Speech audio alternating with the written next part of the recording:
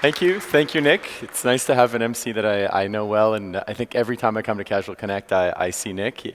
He managed to, I don't know if he told you this at the beginning, but Nick that takes this out of his personal time to come to Casual Connect. So gaming is truly a passion for him, which is great. And for all of us in the Facebook Games team. So again, very excited to be here. I was here last year. I was kind of hoping to see the Cube again next door, but this is a great venue as well. And so I'm going to talk to you today about some of the trends we're seeing in the market, obviously a lot about cross-platform and mobile, which is where your minds are, and also then about a bunch of the features that Facebook makes available to help you build, grow, and ultimately monetize your games. So again, we all know this, but it's an enormous market, and it's a rapidly growing market, and it's a global market. And I just want to talk to you a little bit about that just to set the scene and provide a little bit of context. So again, if you think of the size of the gaming audience, enormous. 1.7 billion people. This is from the Newzoo report. It's growing quickly, and it's very, very global. I mean, if you look at the composition of gamers, I mean, APAC is almost at 1 billion. EMEA, again, is over 500 million gamers. And again, you think of that, that's an enormous audience that all of us are collectively working to address and keep entertained. And if you think of it from a business standpoint, this market's already an $80 billion market. Again, absolutely enormous and continues to grow at a remarkable pace. And again, talking about that and going down one level from sort of the global level and really starting to look at what's happening, 80 billion today. What's absolutely amazing is we're looking at something, again, according to Newzoo, somewhere in the neighborhood of 100 billion market by 2017. So again, there's an enormous appetite from consumers and from players. What's also nice is if you look at the diversity of genres. I mean, we talk a lot about mobile. Obviously, it's a huge growth area. It's where most of us spend our time and most of our focus. Obviously, desktop. You can see casual web is not going away. You can see MMO. I mean, there's an amazing diversity of platform, and I guess that's the second theme that I want to touch on, and we spend a lot of time thinking about is cross-platform. Really, you want to think about people are playing lots of games and spending lots of money on all of these platforms, and it continues to grow in the future. So again, looking at mobile, which is where we spend a lot of time, you spend a lot of time. It's 10 billion market in 2013. From DFC Intelligence, the estimates are this is going to go up to 29 billion by 2018. So enormous growth. Interestingly, the first version of this assessment looked at the growth trends, and they thought it might be 17 or 18 billion, and then they kind of had to revise upwards slightly by over 10 billion. So again, enormous growth. And it's a very, very exciting space. And if you look at it, I mean, again, there's 1.3 billion players playing on mobile alone, 28% growth in terms of revenue going forward. So very, very dynamic space. And just quickly looking at it from a regional perspective, again, there's a lot of talk about North America, a lot of talk about Asia, but again, you can see there's growth across the board. Somewhere in the neighborhood of 10% or more in all the regions going forward. So again, growing audience, engaged audience, global audience. So now I'd like to talk a little bit more about Facebook. Nick mentioned the most recent numbers. Obviously, an enormous engaged audience, social network, a great way for people to connect and share experiences and bring people closer together. It's also an amazing gaming platform. And we have a huge engaged audience across web and across mobile, really through the benefit of working with developers like yourselves. And again, put that in context, we have about 375 million players connecting through Facebook every month in games. There's a big chunk of those people playing on web on Facebook.com. There's a big chunk of people connecting through Facebook experiences in the games that you build.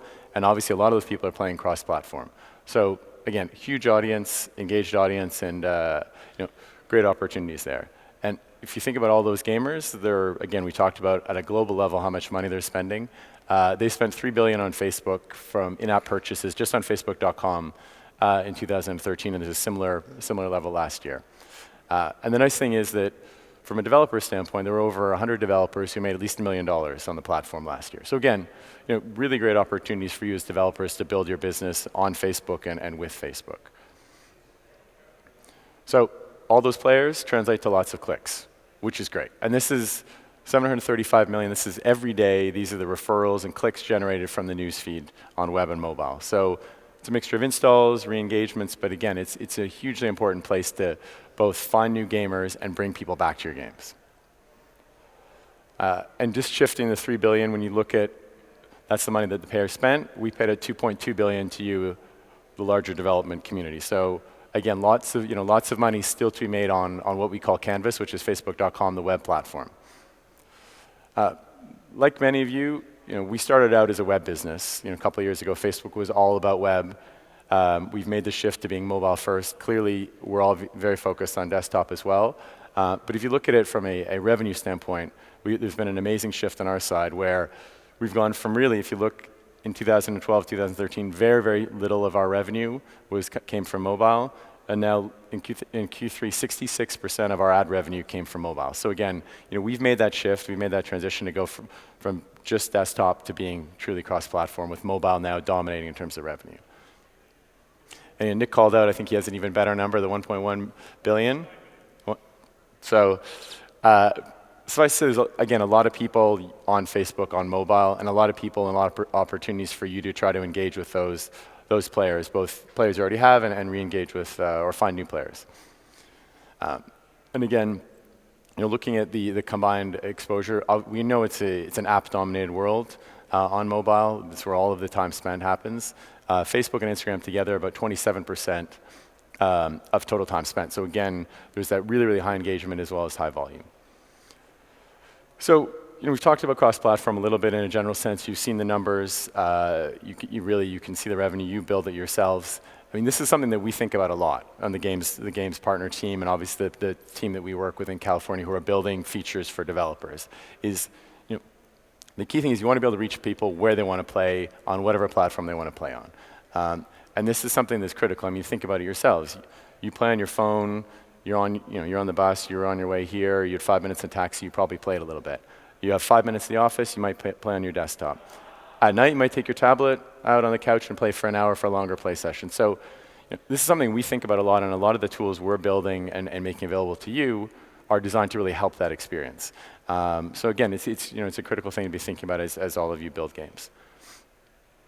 And this is just to underline the point. If you're thinking about the world, if you're actually building a platform, so you're Apple, Microsoft, Google, you're very focused on building an amazing vertical platform. Your goal is to build the best possible platform for your developers and your consumers.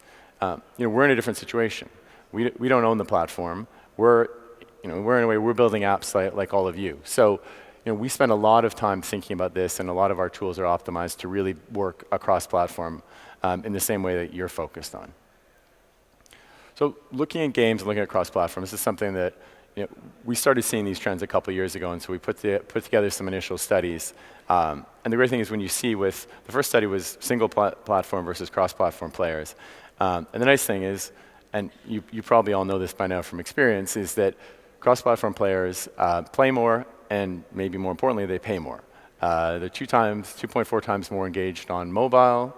They're 1.5 times more engaged on Canvas, which again is our platform on Facebook.com, and they spend 3.3 times the amount of money. So again, really, the numbers add up when we look at the survey that we did.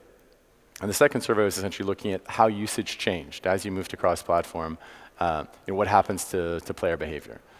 So when you look at people who started on mobile and then they move to cross-platform across Canvas, they're 40% more engaged when they make that move. And if they just stay on mobile, they're 8% less engaged. And then flipping it the other way, if you're coming from web, 21% more engaged if you're cross-platform and 10% less engaged. So just again, more data to reinforce this thing that we're very focused on, is this notion of cross-platform. So now I'd like to talk a little bit about some of the features that we make available, some of the tools that we make available to help you build, grow, and ultimately monetize your game. So build is a bunch of things. We have everything from the Facebook Canvas itself. What I'm going to talk to you mostly about is a couple things. First one I'm going to talk to you about is Parse, which is a company we acquired a little over a year ago. They have a complete set of back-end services, the idea being that you as developers can really focus on building great games, and Parse will take care of the rest. All of the back-end, all the messy stuff, you can have them do. And we spent a lot of time, there's been a lot of investment on our side to really build this up. It's a great set of tools. I'd encourage you to check it out.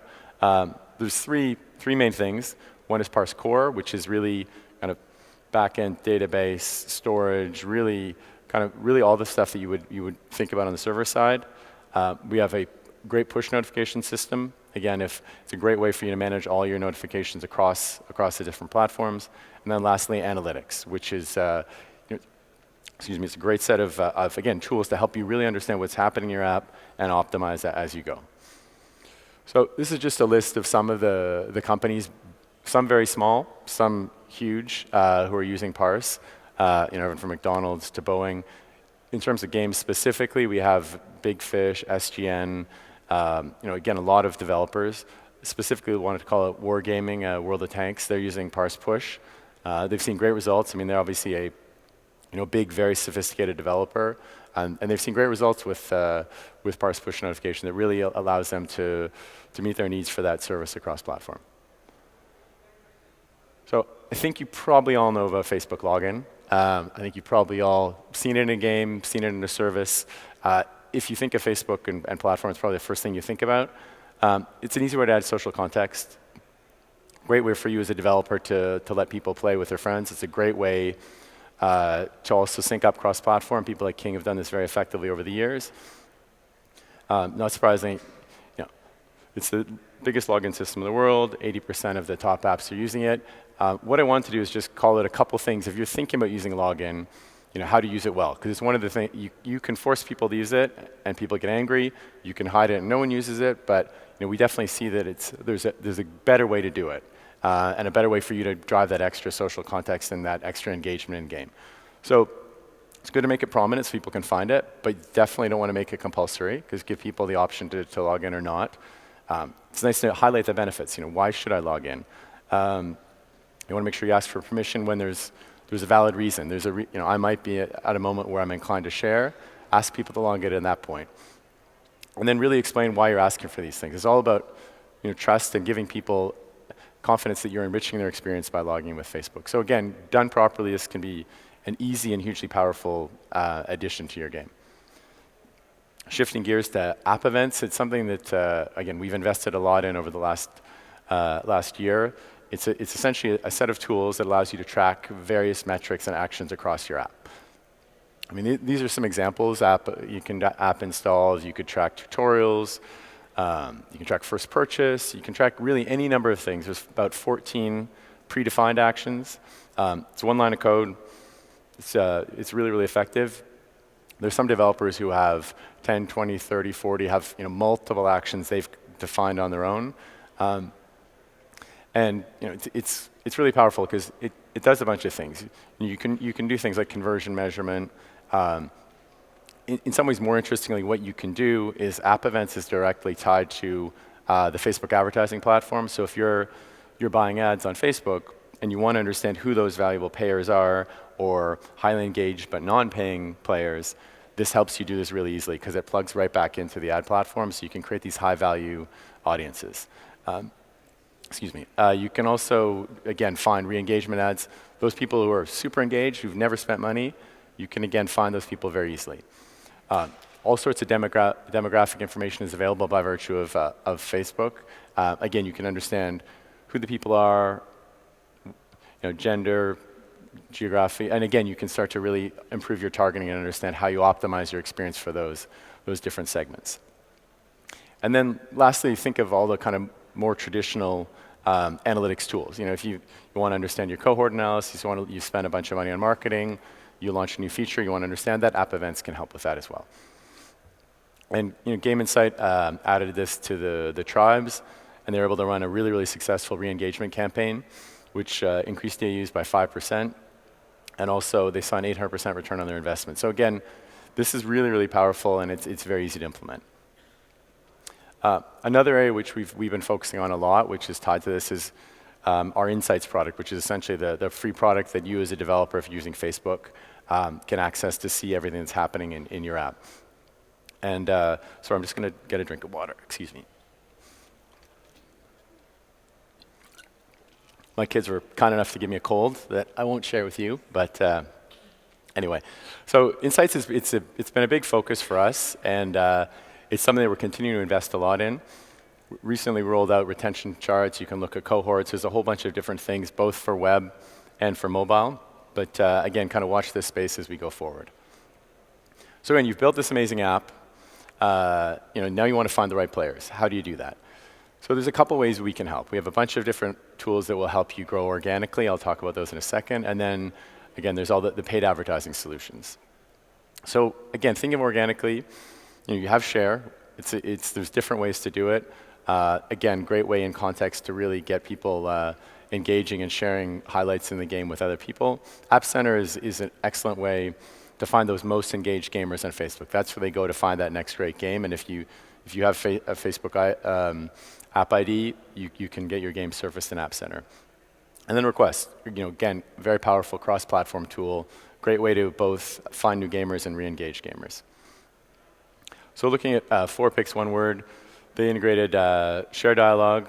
It's super easy. They found it really, really effective. The one really nice thing with this implementation is that the user doesn't actually have to be logged in with Facebook because the permissions are all contained in this flow. So you can just pick the right moment in the game, introduce this. If someone wants to share an image or anything exciting, you can just give the permissions in the flow itself. I want to touch on 2 other things that are relatively new. The first one is the mobile like button. So it does what it says, but it's something that we just launched not that long ago. And again, you can integrate the like button directly in your app to allow people to like that and get more content and more updates from you more directly going forward. And then the other thing is the ability to share with Messenger. So as opposed to sharing into your newsfeed, this is a way for you to share directly one-on-one. So I had a great experience. I want to share that with one of my good friends, with Julia, for example, who's in the 3rd row. It's a great way to do that one-to-one. So again, these are both things I'd think about as you're looking at how do you add more social context to the game itself. So we come to this slide. This is the 2 million apps slide. There's over 1 million apps, as we all know, in Apple, over 1 million apps in Google, more coming out every day, huge amounts of competition. You're that app. How do you find the right people? And this is one of the reasons we rolled out mobile app ads over a year ago, and it's essentially a really powerful ad solution. Again, it has all the benefits of Facebook demographics. We can do device targeting, so you can pick if you only have developers or only gamers on a high-powered most recent device, you can target those people. You can target specific demographics. Again, full screen native, great way to find those high-value users. And then there's a complement to that, which is, again, you can find users who are already in your app or have installed your app but maybe aren't playing or maybe aren't spending, and you can create a really targeted way to find those players and bring them back. So it's been really successful. We've driven over 350 million installs so far, and 60% of the top grossing apps are using mobile app ads in some way or another.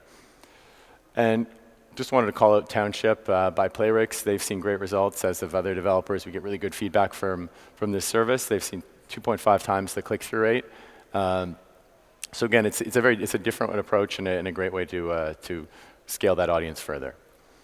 So now you've hopefully started to grow your audience. You've got a great app. People are coming back. Then how do you make money? And we've talked a lot about in-app purchases. That's the focus of a lot of people. One of the things I wanted to talk to you about today was the audience network, which is a great way to figure out how do you monetize those 98% of people, or whatever your percentage is, who aren't actually spending. How do you find a way to generate revenue from them that doesn't necessarily impact negatively on the game? So we have a service called the Audience Network, which essentially takes Facebook advertising and brings it to third-party apps. So all the powerful demographic targeting is available, and you just plug it into your app. So we have about 1.5 million advertisers. You get access to them. They're extending their campaigns off of Facebook. For them, it's all the same powerful targeting and experience that they have, and they've come to appreciate, but it happens in your app. It's available. There's 3 different formats. There's a banner format, interstitials, and then, of course, native, which has worked really well. I want to show you a couple of quick examples of this. Cut the rope in the middle is probably is the most relevant for this, but it's again a way you can create a really customized, non-jarring experience that is additive to the experience of your app, and also is a nice way for you to make incremental revenue. And calling out Kim Kardashian, Hollywood. We've worked closely with Glue. They've integrated the audience network. They've seen amazing results, up to 2 times the CPM of other networks. So we're really pleased. It's still scaling up, but again, it's something I strongly encourage you to think about if you're looking at other ways to extend the monetization of your application. So to close, 3 things for you to think about. One, build cross-platform and really think about Facebook and Parse SDKs as great ways to enable that. Two is use app events. Really easy way for you to understand the actions people are taking in your game, and it plugs nicely into other Facebook tools. And then lastly is think about signing up for the Audience Network. It's, again, a great way to add incremental monetization. So that's all from me, but thank you very much. I hope you enjoy the rest of the conference. Well, we have 5 minutes for questions. If you have a question, raise your hand. Because it puts me in a strange position, because I can ask Bob a question, but I can't know the answer anyway. Yeah, but, yeah. So you mentioned Parse. How much does Parse cost? If as a game developer, how much are you going to charge me? It's free up to a certain level. Thank you very much for that. And we've actually, around the F8 last year, which was our big developer conference, we lowered the prices significantly. So it is free for a very large percentage of app users, and it's very cost effective even for larger developers. And how much does it cost to charge for App Insights? App Insights is free as well. That's free as well, okay. Yeah. Any other questions? I know you're all very shy, so both Bob and I will be here to answer any questions. Yeah, happy to talk later. And we're here all week. Okay, well, join me. Thank you very much, Bob. Great, thank you.